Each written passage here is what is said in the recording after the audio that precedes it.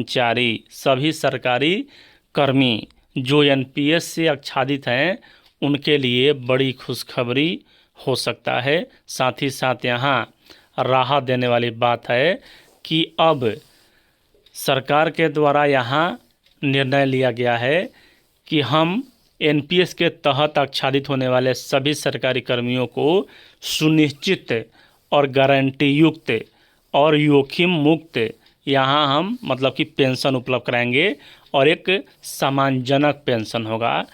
सरकार पर दबाव ज़्यादा है पहले से, क्योंकि यूपीएस पहले से ही फेल हो चुका है।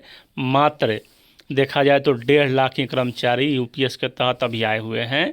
तो यहाँ सरकार ने सोचा कि क्यों ना हम एनपीएस में ही कुछ बदलाव कर दें, ताकि जो सरकारी कर्मी हैं वह मतलब कि अच्छा से रह सकें इसी एनपीएस में और उनका भविष्य सुरक्षित हो सके रिटायरमेंट के बाद।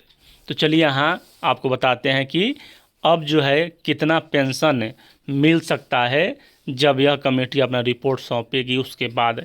और पहले क्या था, सबसे पहले बता दें कि पहले क्या था। तो पहले था कि जोखिम भरा और निवेश था एनपीएस का निवेश सरकार करती थी और यहाँ मतलब कि उसमें जोखिम था। लेकिन जोखिम को कम करने के लिए सरकार ने यहाँ मतलब कि कर्मचारियों को राहत दिया है और उनके लिए कमेटी का गठन किया गया ताकि गारंटी युक्त उन्हें एक सम्मानजनक पेंशन दिया जा सके। सबसे पहले यहाँ देख सकते हैं कि मिनिस्ट्री ऑफ फाइनेंस यानी वित्त मंत्रालय के द्वारा यह जो है प्रेस विज्ञप्ति जारी किया गया है। PFRDA announces expert committee to, यहाँ देख सकते हैं डेवलपमेंट फ्रेमवर्क फॉर यहाँ जो मतलब कि एनपीएस। और यह जो नोटिस है आपको 13 जनवरी 2026 को 1:40 PM पर PIB दिल्ली के द्वारा जारी किया गया है। चलिए आपको हिंदी में समझाते हैं। सबसे पहले यहाँ देख सकते हैं कि PFRDA जो पेंशन नियामक संस्था है सरकार का, ने राष्ट्रीय पेंशन प्रणाली एनपीएस के तहत सुनिश्चित भुगतान के लिए ढांचा विकसित करने हेतु विशेषज्ञ समिति की घोषणा की। और सुनिश्चित भुगतान पहले एनपीएस में बहुत कम मिलता था, मतलब नाम मात्र के बराबर मिलता था, लेकिन अब यहाँ जो है इसमें अच्छा खासा पैसा आपको मिलेगा। देख सकते हैं यहाँ निजीकरण दिनांक 13 जनवरी 2026 दोपहर 11 बजे को यह प्रेस विज्ञप्ति जारी किया गया है। पेंशन निधि नियामक एवं विकास प्राधिकरण PFRDA ने राष्ट्रीय पेंशन प्रणाली एनपीएस के तहत सुनिश्चित भुगतान के लिए एक ढांचा तैयार करने हेतु दिशा निर्देश और विनियम बनाने के लिए एक उच्च स्तरीय समिति का गठन किया है। यह कदम PFRDA अधिनियम के प्रावधानों के अनुरूप है और इसका उद्देश्य पेंशनभोगियों की सेवानिवृत्ति आय की सुरक्षा को बढ़ाना है। बात सही भी है, क्योंकि जो भी सरकारी कर्मी हैं उनका जो है मतलब कि सेवानिवृत्ति के बाद जोखिम तो रहता ही है, उनके मतलब कि सुरक्षा नहीं रहता है, आय का बहुत कम दिया जाता है एनपीएस में। तो यही बात कही जा रही है कि इस कमेटी का जो उद्देश्य है यह है कि इनका मतलब पेंशनभोगियों की सेवानिवृत्ति आय की सुरक्षा बढ़ाना है। इस समिति का गठन PFRDA द्वारा विकसित भारत 2047 की व्यापक परिकल्पना की दिशा में उठाया गया एक महत्वपूर्ण कदम है, जहां प्रत्येक नागरिक अपने स्वर्णिम वर्षों में सच्ची वित्तीय स्वतंत्रता और गरिमा प्राप्त करता है। तो यहाँ जो भी एनपीएस से मतलब कि आच्छादित होंगे उन्हें भी यह लाभ मिलना चाहिए।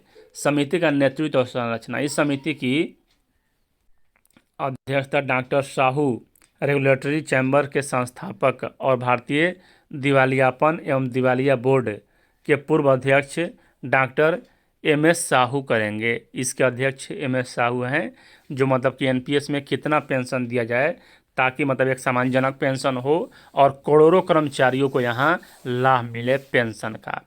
क्योंकि वर्षों से कर्मचारियों की मांग रही कि हमें पेंशन दिया जाए, हमें पेंशन दिया जाए, तो सरकार ने एक वैकल्पिक व्यवस्था लाया यूपीएस, जो मतलब जिसका मतलब कर्मचारियों ने बहिष्कार किया और वह योजना फेल हो चुकी है मान के चलिए। तो अभी मतलब मात्र 1.5 लाख यानी देखा जाए तो 5% ही कर्मचारी उसमें शामिल हुए। और यहाँ मतलब उसमें नियम था कि जो भी कर्मचारी एनपीएस से आच्छादित हैं वह यूपीएस में जा सकते हैं, लेकिन रिटायरमेंट के समय बहुत कम राशि उसमें दिया जा रहा था, उसी पर मतलब कि पेंशन दिया जाता अधिकतम। 15 सदस्यीय इस पैनल में विधि, वित्त, बीमा, बीमा पूंजी बाजार और शिक्षा जगत जैसे विभिन्न क्षेत्रों के विशेषज्ञ शामिल हैं।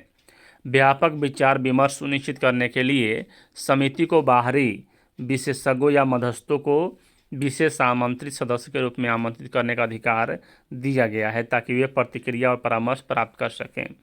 प्रमुख उद्देश्य और कार्य क्षेत्र क्या है? सबसे महत्वपूर्ण तो उद्देश्य ही है कि उद्देश्य क्या है।